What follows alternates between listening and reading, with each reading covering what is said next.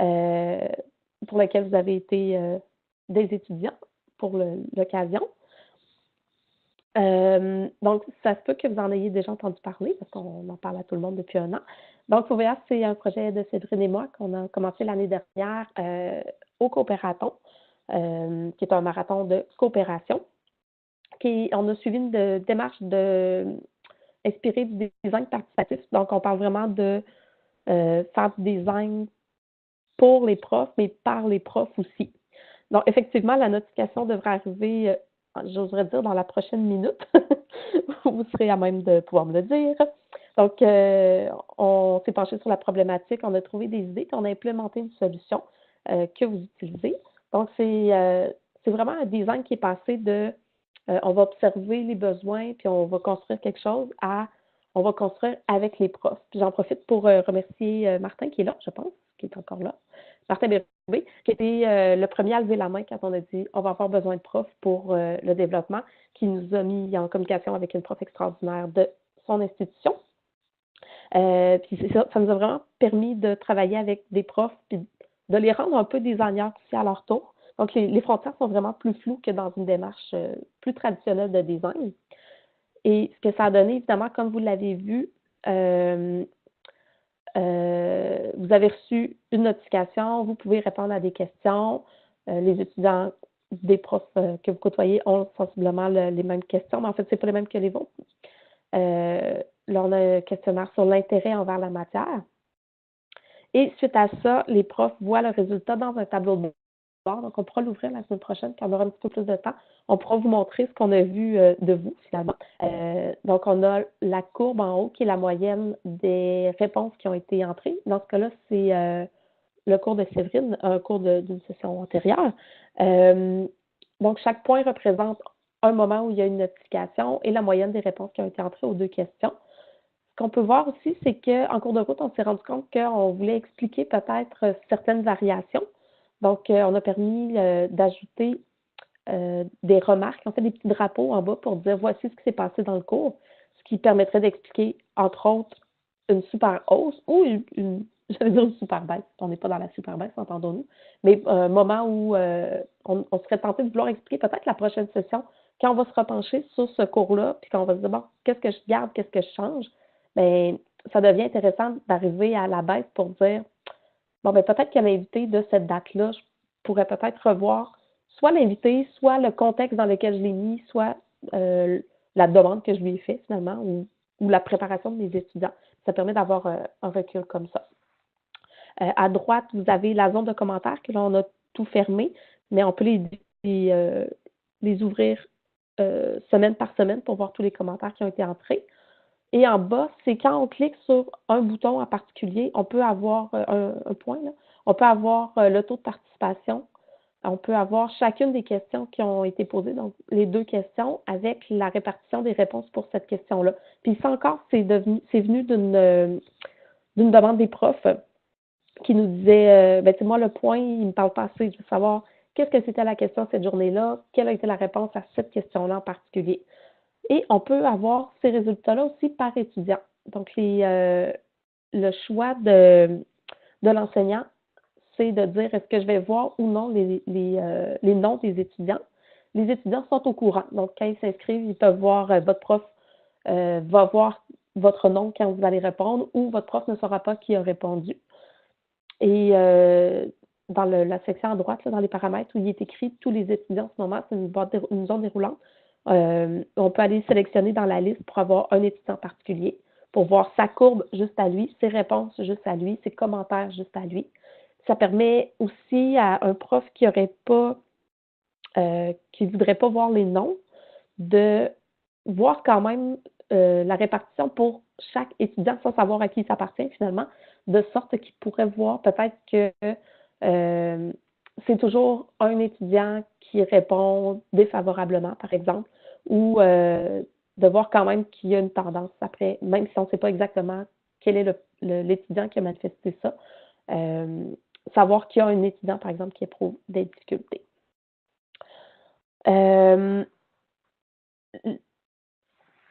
la session d'hiver 2018, donc on a fait un projet pilote, notamment avec la collaboration de Martin, avec 3 autres institutions. Donc, au total, on avait 4 institutions, 7 profs qui ont participé pour un total de 10 groupes.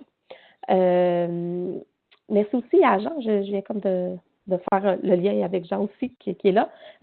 Donc, on est allé au Collège Sainte-Anne. Puis Catherine aussi, à qui je vais donner la parole dans quelques secondes. Donc, à Limoilou, qui ont accepté de jouer le jeu, finalement, d'essayer de faire la première itération avec, je veux dire, les risques que ça comportait parce qu'on déployait pour la première fois.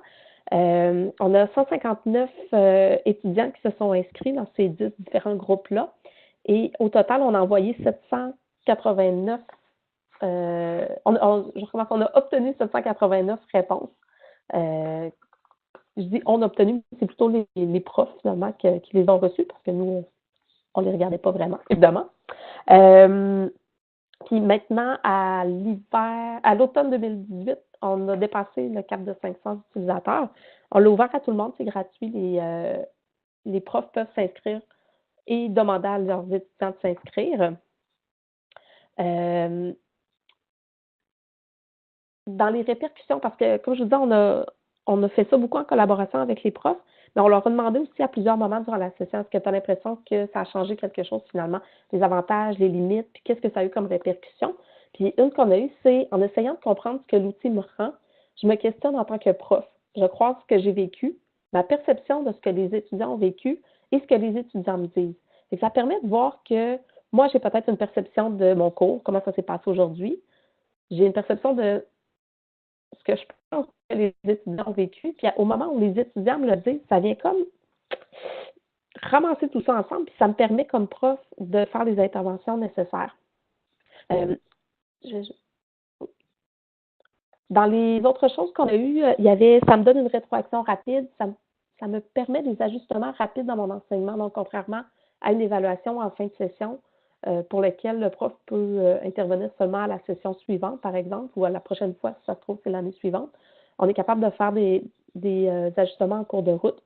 Je peux déceler des étudiants qui sont gênés de poser des questions, puis j'apprécie la richesse des commentaires. Donc, des commentaires qui peuvent aller dans toutes les directions, qui ne sont pas nécessairement seulement orientés vers les questions qui sont prévues dans le cours. Je vais laisser la parole à Catherine, si elle accepte, qui l'a utilisé. Oui, j'accepte de prendre la parole. Yeah! Bonjour. OK.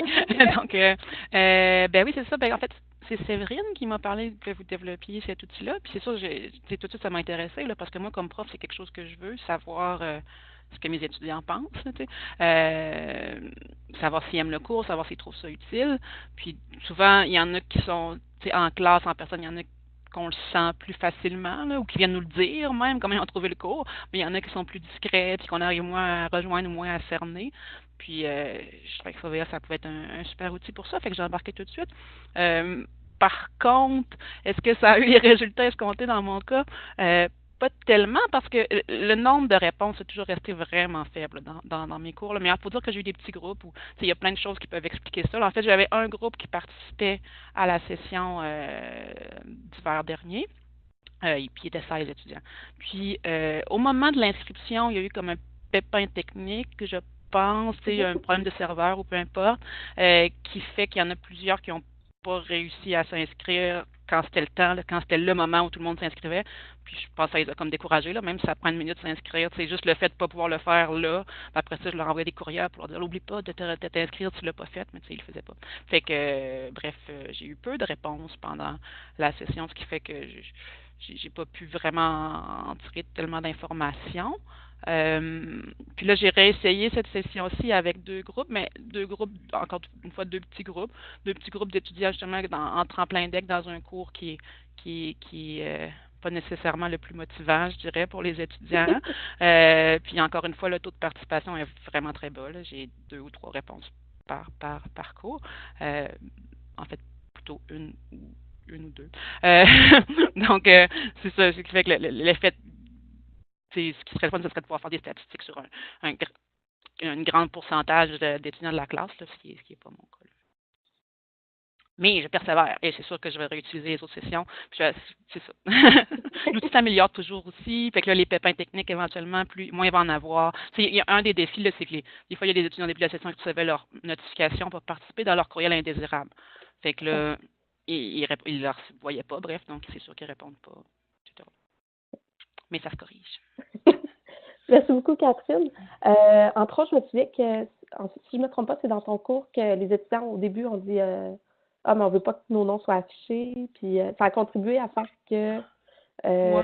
on a envisagé, parce qu'au départ, les noms étaient tous là quand on a pensé la formule.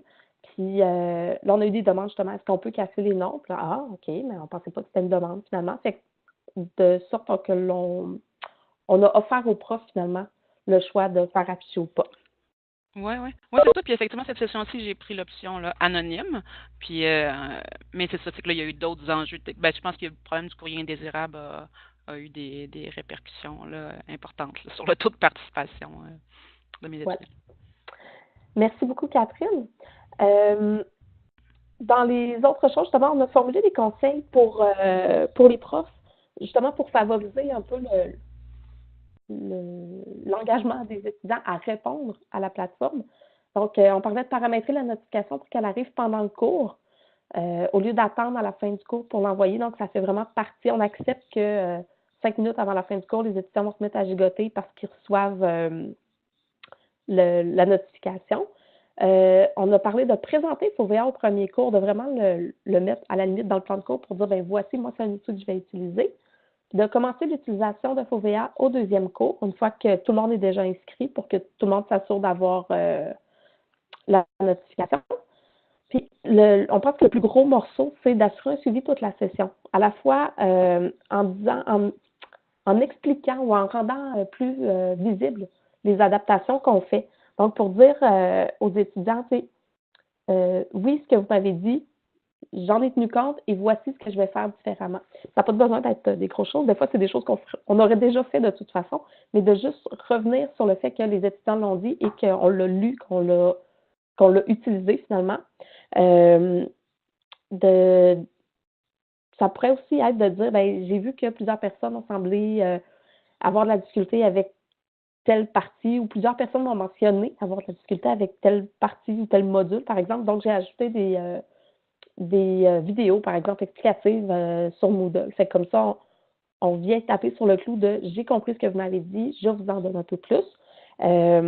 Puis, des fois, ça peut être juste de justifier. C'est sans changer ce qu'on fait, juste mieux l'expliquer aux étudiants.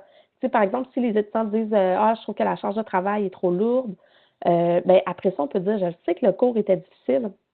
Je sais que le projet que je te demande exige du temps et de la rigueur, mais en même temps, c'est ce qu'on va attendre de toi sur le marché du travail, puis moi, je vais bien te préparer à ça. Donc, voici pourquoi j'ai choisi de faire ça. On ne change rien, on fait juste mieux l'expliquer. Dans les suites qui vont toujours utiliser la manière analytique, mais que je ne vous présente pas aujourd'hui, j'ai une belle slide vide, c'est mon projet de doctorat. Donc, j'ai fait des ateliers avec les profs pour voir comment on pourrait utiliser un module du développement professionnel. Donc, ça va être basé sur l'agentivité des profs. Juste ce mot-là, ça doit vous sciller dans l'oreille. Donc, c'est défini comme la capacité à définir des buts et à les atteindre. Donc, pour un prof, ce serait de dire, ben moi, mon objectif de développement professionnel, c'est pour la session en cours d'intégrer la classe inversée, par exemple. Donc, ce que mon module va faire, c'est de lui fournir, entre autres, des ressources qui pourraient l'aider à atteindre ce but-là. Ça va utiliser des systèmes de recommandation, comme on a vu la semaine passée. Donc, ça peut être basé sur les intérêts, ça peut être basé sur les similarités. Donc, les autres profs de maths qui s'intéressent à la classe inversée ont aimé telle ressource, par exemple, ou tu sais, je vois que tu t'intéresses surtout aux lectures informelles parce que tu n'as pas le temps d'aller suivre un cours à l'université. Donc, voici des lectures sur ProfWeb sur la technique, par exemple, sur tel outil. Voici un article dans la revue Pédagogie collégiale, par exemple, sur les bonnes pratiques, par exemple. Donc, c'est le module qui s'en vient. Et je repasse la parole à Séverine. Oui, merci Michel. Donc, on a on vous a partagé plusieurs exemples, parfois un peu rapidement. On vous a gardé quand même assez longtemps. Le support visuel va être disponible dans les prochaines minutes sur Moodle. On a aussi débloqué entre l'étape, je n'avais pas mis L apostrophe à la bonne place, entre l'étape 2 et 3, les informations sont là. Ce qu'on vous propose de faire, c'est de lire les documents qui sont proposés sur Moodle. On vous a mis une section de ressources complémentaires. Elle complète, dans le fond, les ressources complémentaires et les exemples qui ont été présentés aujourd'hui. Donc, plusieurs documents qui sont là. Je vous invite à les consulter par intérêt. Mais aussi, avec caméra, et j'oublie pas, les consulter avec intérêt, mais aussi les consulter avec l'idée de laisser des traces. On parlait tantôt de clics qui étaient compilés dans le module Ma réussite à l'Université Laval, mais on fait la même chose un peu avec vous et avec nous dans le Moodle. C'est important de laisser des traces parce que vos traces sont analysées par le Moodle et aussi par le module qui est installé dans Moodle qui est IntelliBoard et on vous le présentera la prochaine fois. Donc, lire les documents proposés, au moins les consulter, au moins cliquer. Le devoir qu'on vous propose pour la prochaine fois, c'est de dessiner votre tableau de bord. Tranquillement, on s'est intéressé à ce que c'était l'analyse de l'apprentissage. On a vu quelques exemples aujourd'hui. Michel vous a fait travailler fort en début de matinée en vous demandant qu'est-ce qu'on veut savoir, comment on pourrait transférer ou utiliser ces exemples-là. Et puis maintenant, on vous demanderait d'esquisser le tableau de bord de vos rêves. Le format peut être au choix. Les premières fois qu'il faut être dessiné, ça a été sur des napkins. Alors, tous les supports vont être accueillis.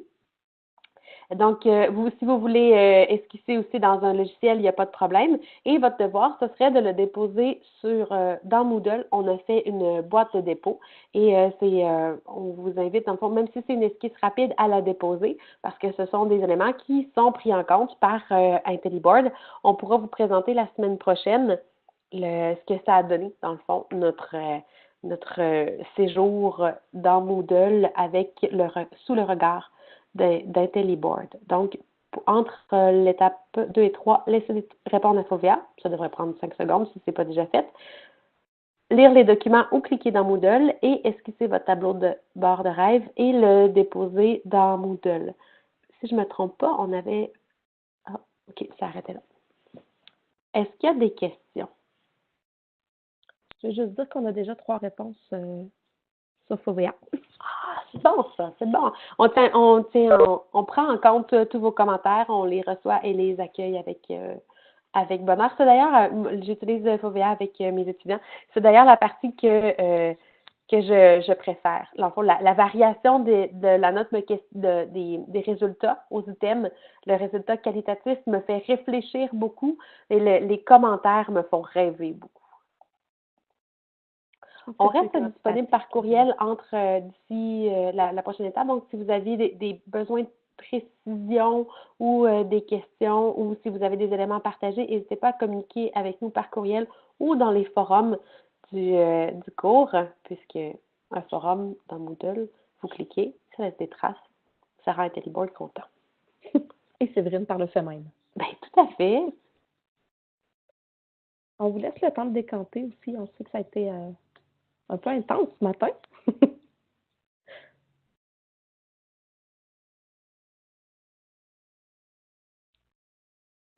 Moi, je me demandais, est-ce que vous avez est-ce que vous savez si le Knowledge Forum, disons, il est utilisé par des enseignants du collégial? On en connaît au moins une. C'est José Larochelle en littérature. En littérature. Oui, c'est ça. À Lévis-Lauzon. OK. Parfait. Je ne sais pas si c'est. Je ne crois pas que ça soit déployé à grande échelle. En même temps, c'est beaucoup utilisé par l'école en réseau, qui est une initiative au primaire et au secondaire. Au départ, là, ça a évolué beaucoup, mais au départ, c'était les écoles éloignées en réseau. C'était pour permettre aux petites écoles qui étaient menacées de fermeture de se mettre en réseau ensemble, à la fois pour les profs, pour planifier des activités, mais aussi pour les élèves, les faire échanger. dans des petites écoles. Des fois, c'est des options de cours qui étaient offertes, qui étaient plus offertes durant une période dans des écoles parce qu'il n'y avait pas assez d'élèves. Puis là, en permettant de le faire entre écoles, ça permettait d'offrir encore ces options-là. Un peu comme on a vu avec Cégep en réseau qui a découlé de École en réseau. OK. Merci. De mémoire, José a fait sa thèse sur l'analyse des contributions de ses étudiants en littérature au collégial dans le Knowledge Forum. Je vais aller voir ça. C'est quelqu'un de fort sympathique.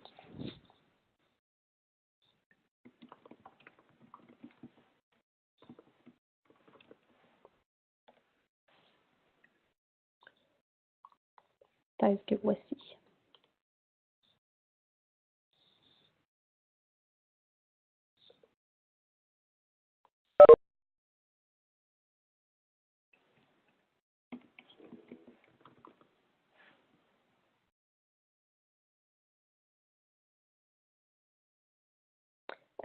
Sébastien, je viens de voir que tu avais demandé comment on pouvait accéder à FOVEA.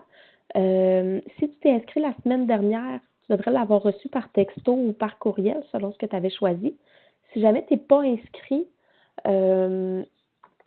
sur la page du laboratoire, sur le Moodle du laboratoire, tu vas avoir les informations complètes sur le groupe auquel tu peux adhérer pour recevoir la notification.